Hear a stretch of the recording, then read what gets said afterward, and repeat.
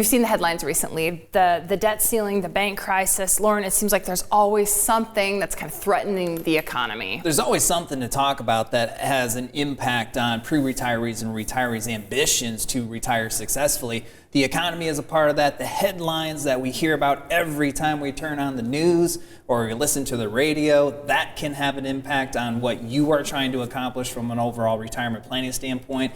So how do you sort through this mess is really the question that we get from a lot of the families and individuals that we work with. Does this headline really have an impact on me?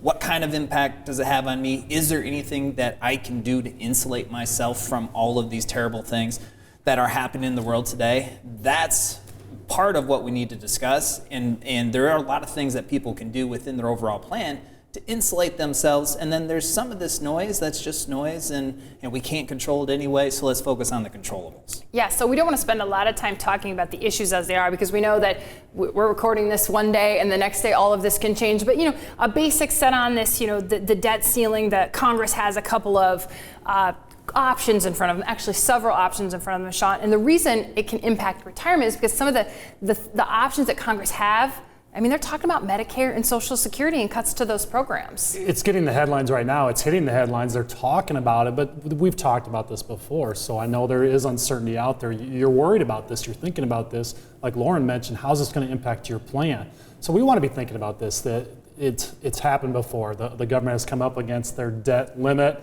and then now you see some of the challenges of one stance versus another stance, and are we going to raise it, or are we going to be able to continue to do what we do?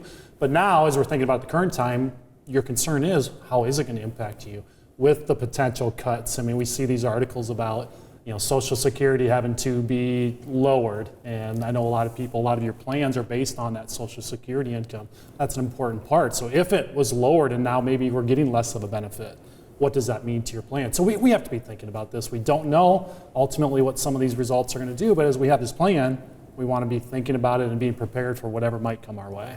And Loren, I know I've heard you say you don't really think that the U.S. government will default on its loan, but I think that taxes is one way to generate income to kind of work on this debt ceiling, and raising taxes might be one of the solutions. Raising taxes is probably one of the more probable solutions, especially when we consider the tax rate environment that we're in today. We're at historically low tax rate environment right now. Right now the lowest tax rate we have available to us is 10%.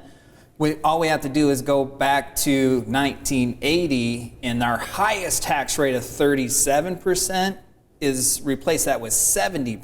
1940s, we have to go all the way back before we see another tax rate as low as that 10%. So the taxes, when we pay our taxes at the end of the year, or when we file our taxes in the spring each year, it feels like we pay a lot, and we do, but historically they have been much higher. Raising the tax rates based on where we're at in the historical precedent is one of the more probable action items that Congress can take. The debt limit conversation is one of those conversations that we can have almost every single year. So as you were saying, Chawn, the debt limit conversation is nothing new. In fact, the debt limit was implemented in this country in 1917. And over the next 83 years, there were 90 debt limit increases. So if you look at that frequency, it's even more than once a year. And certainly since the turn of the century, there's been multiple debt limit increases. So this conversation is good to have, and it's good to pay attention to from a planning standpoint and from a pre-retirement and retiree standpoint. What kind of implications does it have? But this is a normal part of Congress conversations, is do we increase the debt limit? How much do we increase the debt limit? And then, of course, we have to pay attention to the political leverage that each side uses to get what it is that they're trying to get. There is no doubt that Social Security and Medicare programs have to be modified. In part of that modification is increasing the tax rates to bring in more revenue, but also on our generation, they can make a ton of changes to those programs to shore it up for the retiree and pre-retiree generation. So this conversation of Social Security is going to go broke, or they're going to decrease your Social Security benefits by 25% if something doesn't happen by the year 2032 or 2033. Yeah, that's a real thing, but there's so many changes that they can make to our generation that we have time to adjust for. Changing it for the baby boomer generation in a meaningful way is probably not at the top of their list.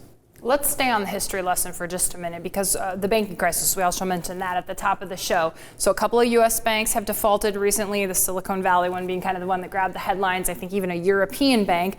But Loren, you did a little digging and again, history lesson, this isn't all that uncommon. Yeah, banks feel like a really safe place to keep our money, and they are. When we look at all the different places that we can invest, banks are one of the safer places. But that does not mean that we can't lose money with money at the banks. If we go all the way back to 2001, so it's not that far, 563 bank failures since 2001. That's according to FDIC insurance. So banks failing is almost something that happens every single year. It's just those bank failures don't get the press that the recent bank failures have for a lot of different reasons, but it is a natural part of our society, of our investment chain. Banks come and go, and part of that coming and going is they do fail from time to time. And whether it's the banking crisis, the debt limit, COVID, interest rates, inflation, the next headline that you see is how will the markets react? You know, I read headlines, markets grapple with banking crisis, markets brace themselves. I mean, the markets almost become a human being. And I think, Chawn, that's when pre-retirees and retirees go, wait, what's going to happen to my money? How will the markets react? I love your phrase there about markets feeling like a human being, like they can read these reports and react to it. I mean, we know there's always uncertainty when it comes to investing. It's a part of the plan that gets a lot of attention because we can measure returns, we can measure these balances, and that's something you paid attention to your entire life. So we know there's always that uncertainty, and that's really what most of you are looking for. There's all these headlines. There is always this uncertainty, and how is it going to impact your plan? So at all times, as we're helping you build that portfolio and make these investment decisions, we want to make sure you feel confident with whatever we're doing at that time, and knowing that there's always these exterior impacts that are impacting the plan. And we can see positive news and the markets go down. We read negative news and the markets go up. So we never know. We know we can't control the markets.